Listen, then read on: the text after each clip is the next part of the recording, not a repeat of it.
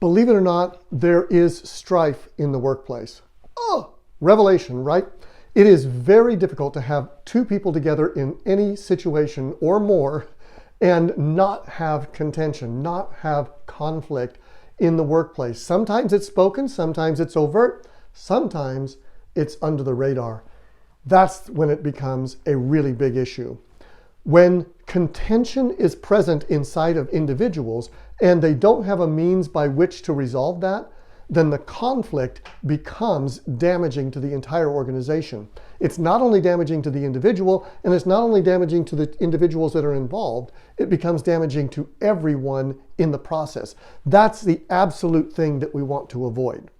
I want to talk about how do we deal with conflict, how do we deal with contention when it comes up, what do we do with it, and what's really important about it.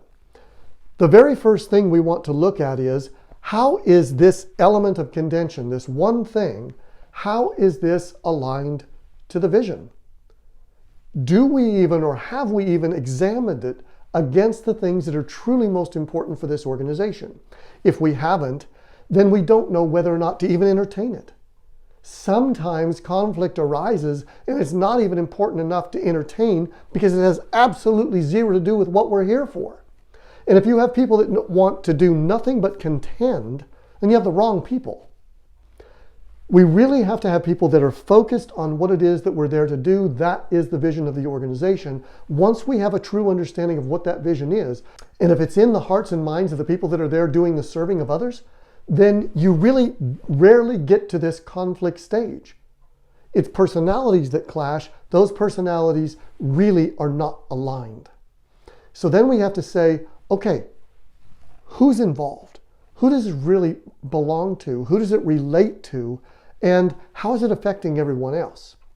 Sometimes the value of an individual to the organization's ability to carry out its vision, that value is so high that we put up with things from people. For example, you have a surgeon and that surgeon's skills are so exceptional that we're willing to put up with the bad behavior because they're actually extraordinary at what they do. That may be a rare situation, but it absolutely happens. And in those cases, yeah, we do make the decisions to put up with them. For most people, however, it's simply we've got the wrong people and we're not willing to get the right people. We're not willing to go through the pain of dealing with the problem, which is the individual. So we let the conflict and we let the things that happen just continue to fester on and on and on and on. That's not a way to run a business. That's not leadership. We have to take care of the issue. Just yesterday, I was talking with a very good friend of mine who's dealing with this in his workplace.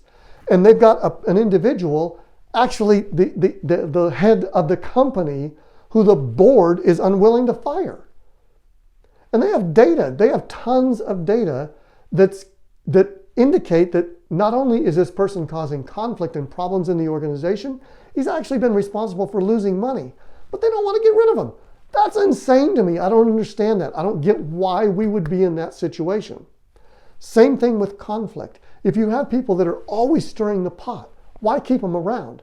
Unless they're one of those high-value individuals to the ability to carry out the vision, there's really no reason to continue to have them there. What do we do when there is contention?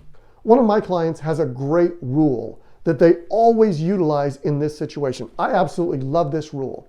The rule is this. Never go to bed twice without talking to the individual if you have a problem with them, if you don't work it out inside of yourself. Oftentimes, conflict is self-driven in the workplace. In other words, I got offended. You know what? You cannot get offended unless you choose to. Nobody else has the power to offend you. You only have the power to be offended. So if you are still hurt or still bothered by something that somebody else did that creates that conflict, and you don't approach them within 48 hours, that's on you. You cannot go through work in that way. We just have to hold to that. So in this particular organization, when it rises up to that leader's responsibility and they bring it to them and they said, you know, how long has this been going on? Well, it's been going on for 3 weeks. Shame on them, right? Because the rule is don't go to bed twice without dealing with that issue. Now, it's not don't go to bed once, because it might be an issue within me and I have to take the time to actually reflect on that in myself. The rule is don't go to bed twice. That's a great way to look at this. If we have a problem with somebody else in the workplace, let's focus on what that problem is if we need to. Is the problem in me? That's number one.